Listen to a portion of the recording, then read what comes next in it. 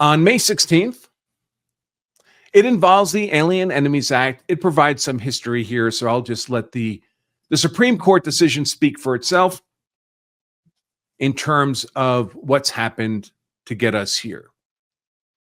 So, President Trump invoked the Alien Enemies Act to remove Venezuelan nationals who are members of Tren de Aragua, a designated foreign terrorist organization.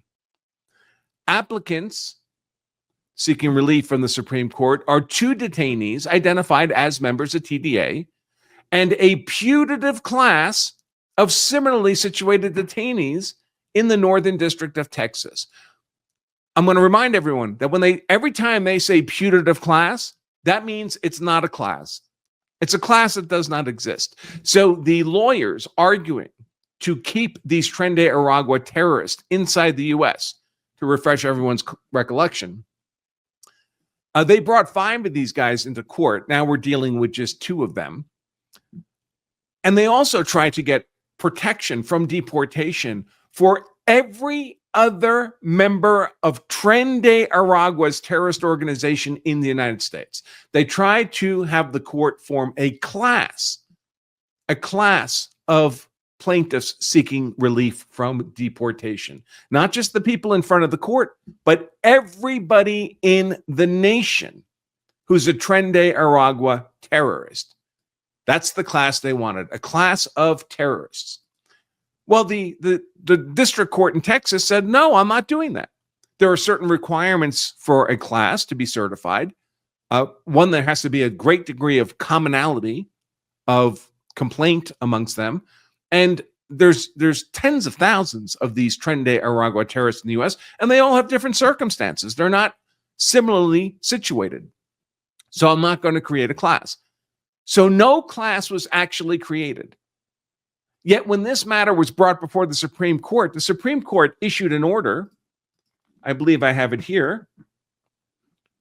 I do. A 1 a.m. order from the Supreme Court, the relevant portion of which, and this is the entire order, there is before the Supreme Court an application on behalf of a putative class of detainees seeking an injunction against their removal under the Alien Enemies Act. A putative class means there is no class. No class was certified. So the Supreme Court is pretending that there exists a class of Tren de Aragua terrorist detainees for legal purposes. It's an utter legal fiction.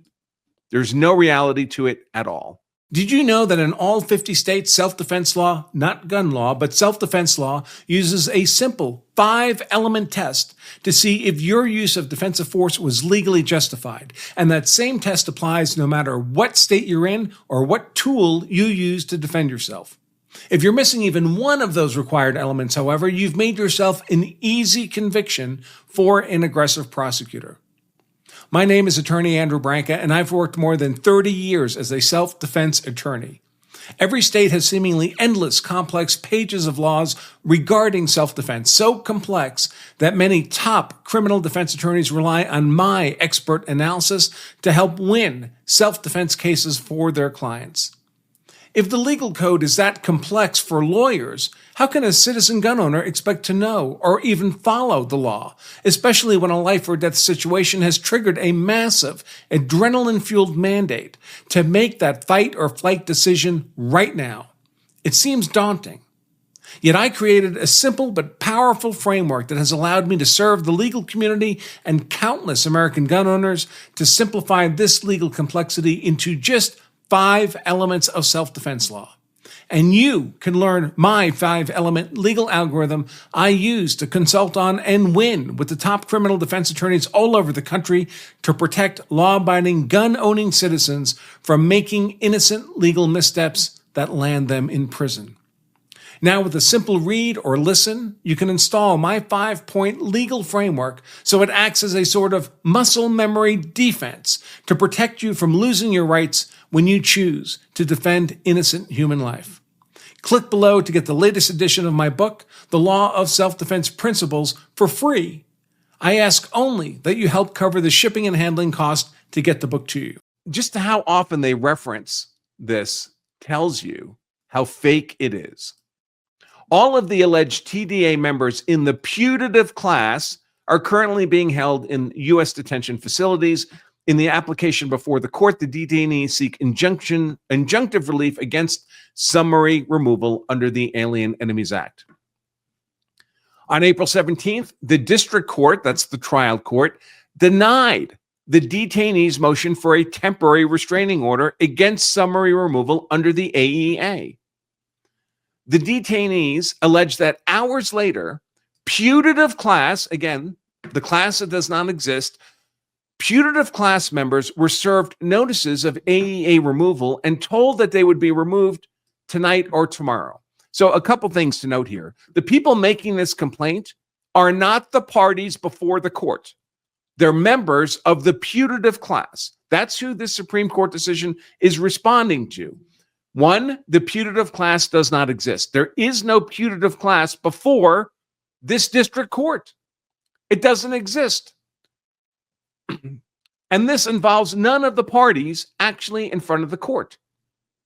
Also, all these claims that they were served notices of AEA removal and told they would be removed tonight or tomorrow, it's all triple hearsay.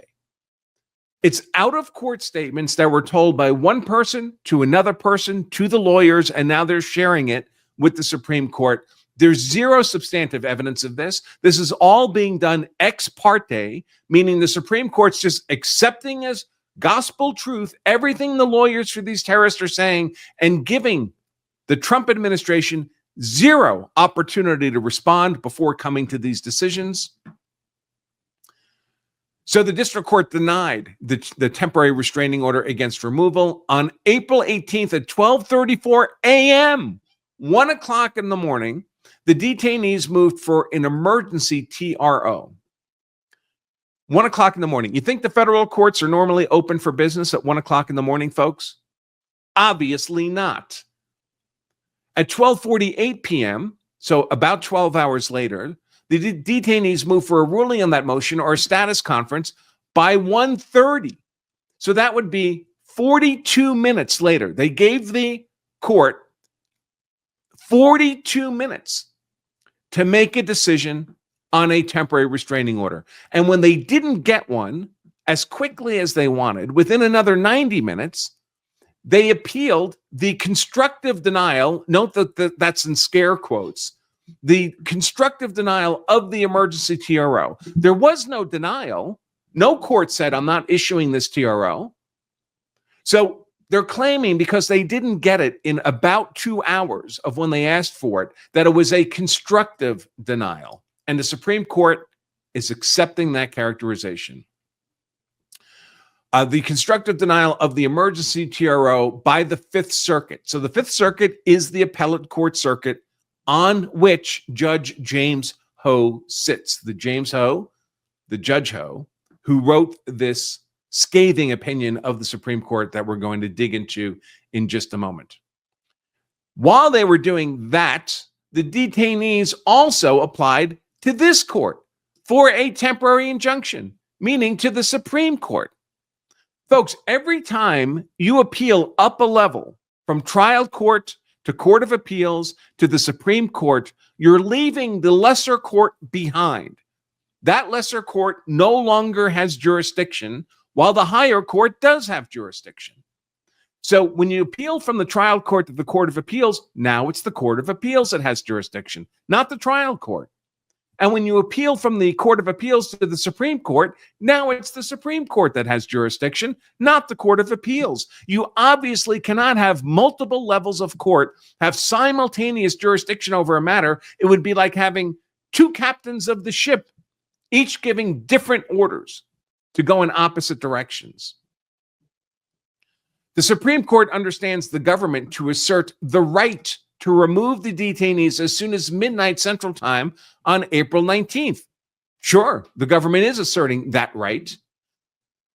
The government addressed the detainees' allegations on April 18th only at an evening hearing before the trial court for the District of Columbia, where detainees had separately sought relief. So remember, we've been talking about Texas, the District of Northern Texas. Now we're talking about the District of Columbia. We're talking about the District of Columbia because this is where these detainees held in Texas tried to escape the jurisdiction of the federal court in Texas and replace it with the jurisdiction of the District of Columbia, which is a far more progressive left district. In fact, they had their matter heard miraculously by the Chief Judge, Jeb Boasberg, who unbelievably has gotten a huge percentage of these Trump lawfare cases in the District of Columbia Circuit.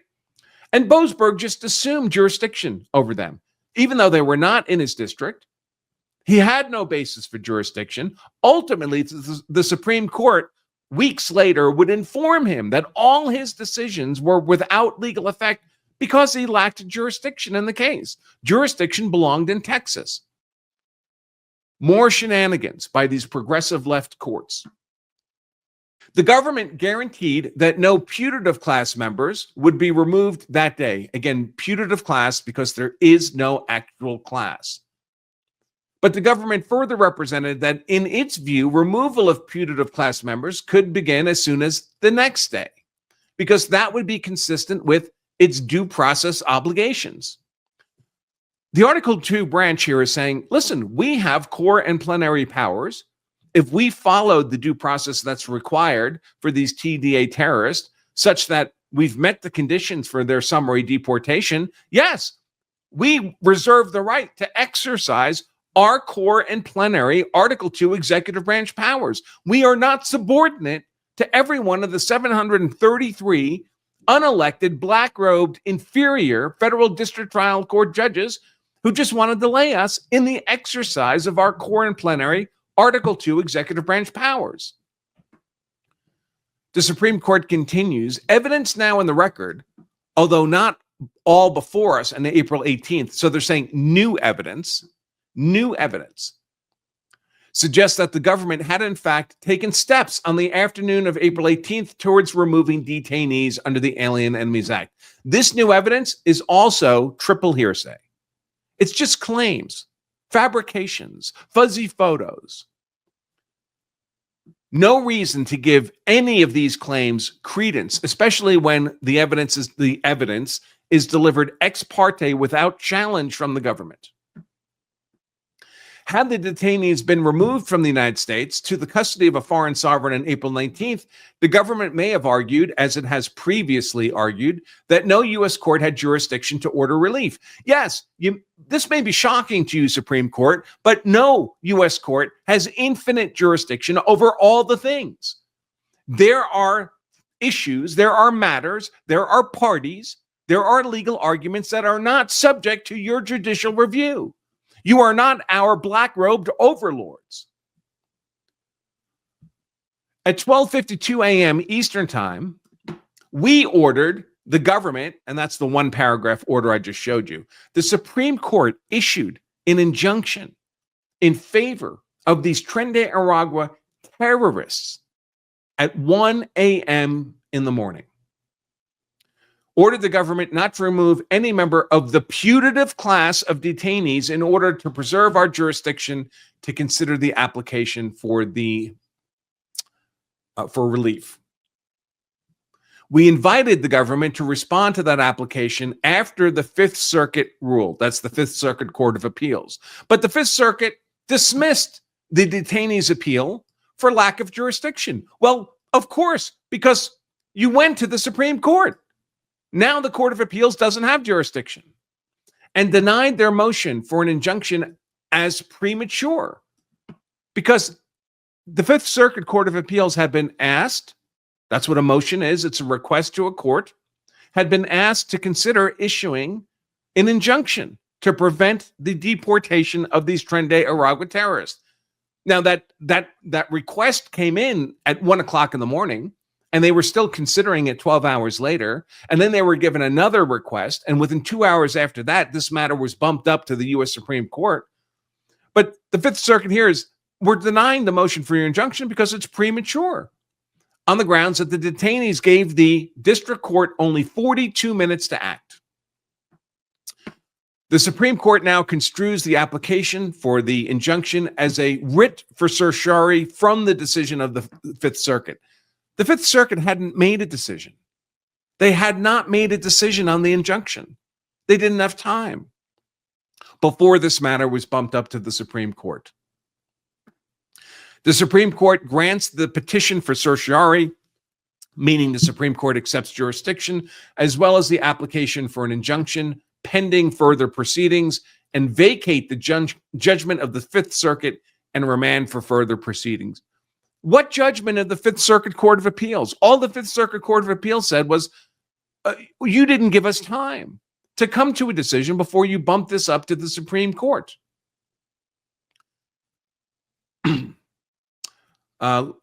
Here, the Supreme Court says, here the district court's inaction, not for 42 minutes, but for 14 hours and 28 minutes. In other words, from 1 a.m. in the morning to 1 p.m. in the afternoon. Anyone think the federal courts are normally in operation at 1 a.m. in the morning? The Supreme Court can be, apparently. They'll issue an order at 1 a.m. to prevent the deportation of adjudicated Trende Arwagra terrorists. Here, the district court's inaction, not for 42 minutes, but for 14 hours and 28 minutes, had the practical effect, so not the actual effect, but the practical effect of refusing an injunction. Again, this is that constructive denial, which never actually happened. Refusing an injunction to these terrorists facing an imminent threat of severe irreparable harm. What's the severe irreparable harm? Deportation. If their deportation turns out to have been unlawful, you think they can't come back to the U.S.?